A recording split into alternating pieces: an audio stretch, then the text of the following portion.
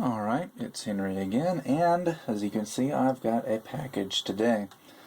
Now, for those of you who know what a big Gundam Wing fan I am, you can probably guess one of the items that's in here. But the rest of this is actually some things I've been ordering at HLJ.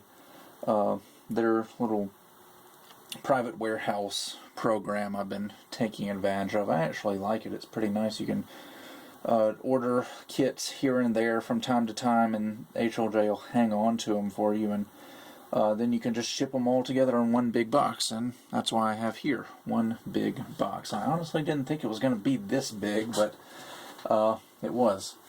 So anyway, let's get this open. Get this big Ziploc bag thingy off the top.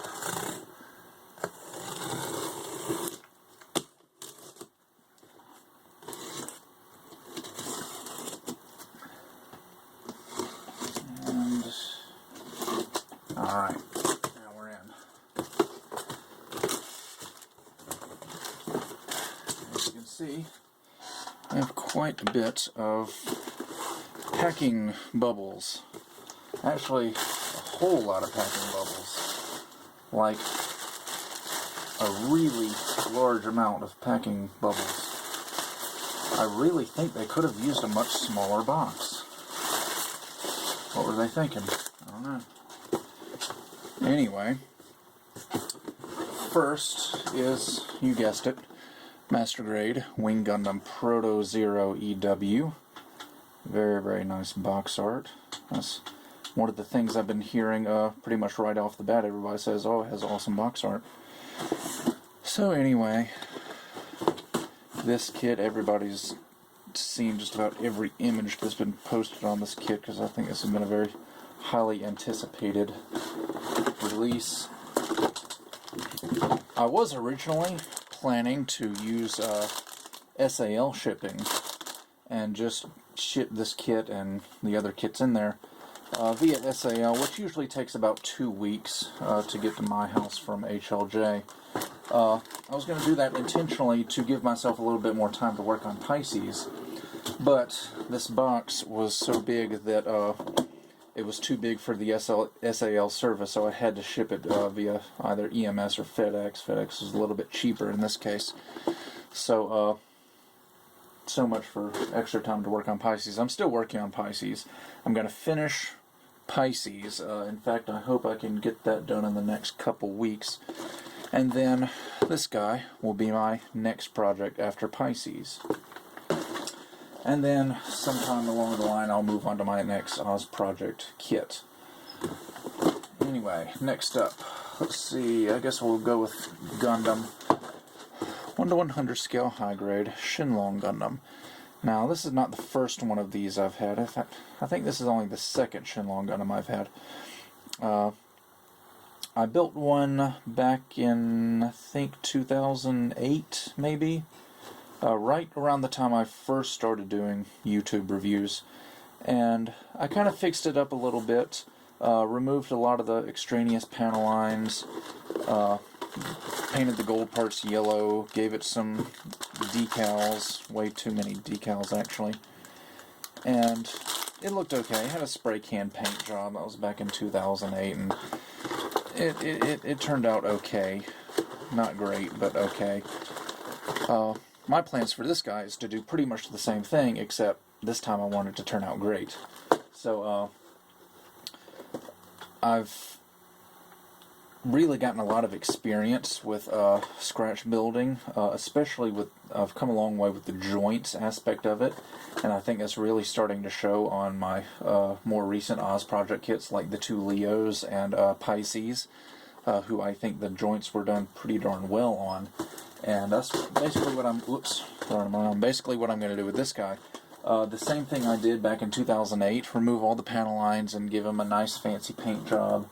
And I'm going to redo some of the joints, specifically the elbow joints, because the elbow joints on these kits suck. And give him some new hands and stuff like that, and just make it look as close to master grade quality as I can without, obviously, I'm not going to add an inner frame to it. But, yeah. And the same exact thing for Death Scythe here. Another kit which I did back in 2008. Removed some of the panel lines, gave it decals, all that stuff. Again, like Shenlong, just gonna do it up nice and make it look presentable, as close to master grade quality as I can. Because honestly, I don't really see us getting master grades of these TV versions anytime soon, so might as well go with the high weight. And they're only 1,500 yen. I mean, that's only $15, so it's not that big of an investment anyway, so I don't feel too bad about it. Next up, 1 to 100 scale, 1980 Zaku 2.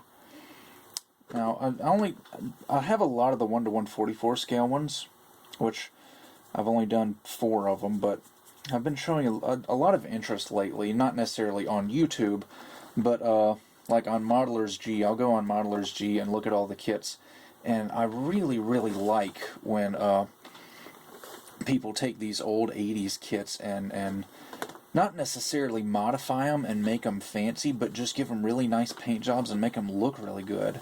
Because it's got a nice paint job, but it's still got that old, kind of goofy, nostalgic 80s look to it, and I just really, really like that. I already have Char Zaku. I actually bought 2 Char Zaku because at the time I couldn't find any of these guys, and these guys are now back in stock, so I went ahead and bought one. I mean, it's only, I don't even see the price on here. Oh, 700 yen. It's only $7. So, figured I'd pick one of these guys up. The extra Char Zaku, I don't know, I guess I'll do a custom color scheme. Maybe play around with some camouflage or something. And here we have the 1 to 100 scale. 80, what? I don't even know what year this is specifically. It's 1980 something. Full Armor Gundam. I wonder if I can find a year on here.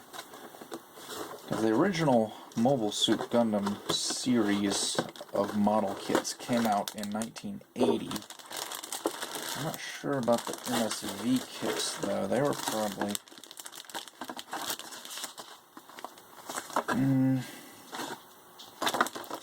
Oops, turn stuff around. Sorry if I'm fumbling around here. I'm just sort of looking for a date. Maybe I can tell you when this kit was made. I don't... Nah. This manual says 1994, but that's obviously not right. It's obviously a reprint. But, either way, Full Armor Gundam.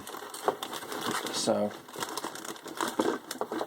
another thing I've been really looking at on Modelers G is these MSV kits. I'm really starting to get kind of in a MSV mood.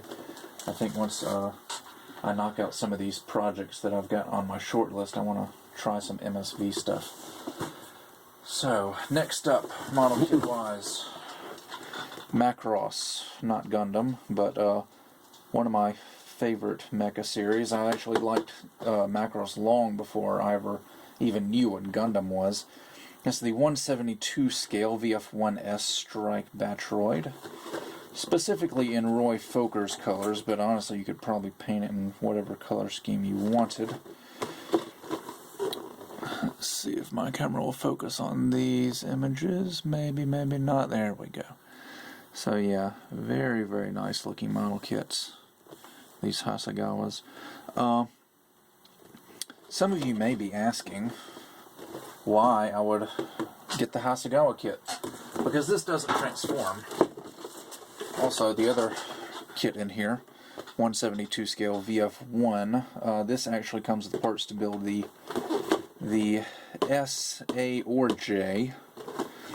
Some of you may be asking why would I get these when I could get the new Bandai Transformable 172 scale VF1 kits.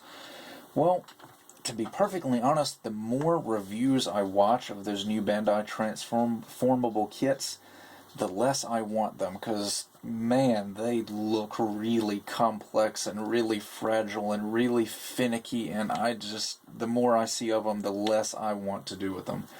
I mean, they look even more complex than the Yamato action figures, and being smaller and being made out of polystyrene instead of ABS and die-cast, I can just, ugh, no. And on top of that, me having to paint them, and you're looking at it.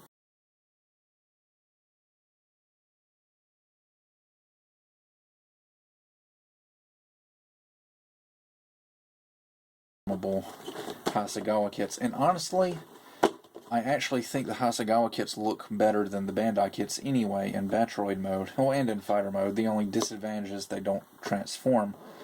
I think they have better proportions and better details, and they're cheaper too. So, not going to be going with Bandai's transformable kits. I'm just going to stick with Hasegawa. This guy I'm actually planning on painting in Hikaru Ichijo's VF1J. And this one I'm going to do basically just a copy of the box art paint job, paint it up in Roy Foker's colors. Actually, I think would have been Ichijo's unit when he had the strike pack, or I don't know. Point being, the black and yellow one.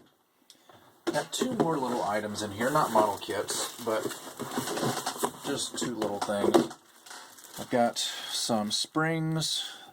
Let's see if I can open these up. Hobbylink Japan has got them all wrapped up in plastic. Really, really tightly wrapped up in plastic.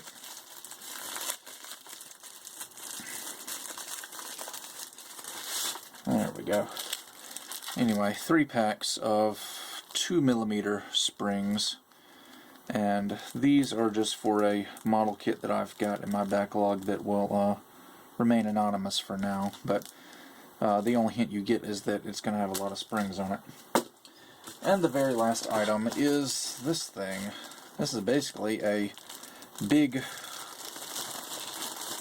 flat sticker type thing of a asphalt with a little start finish line.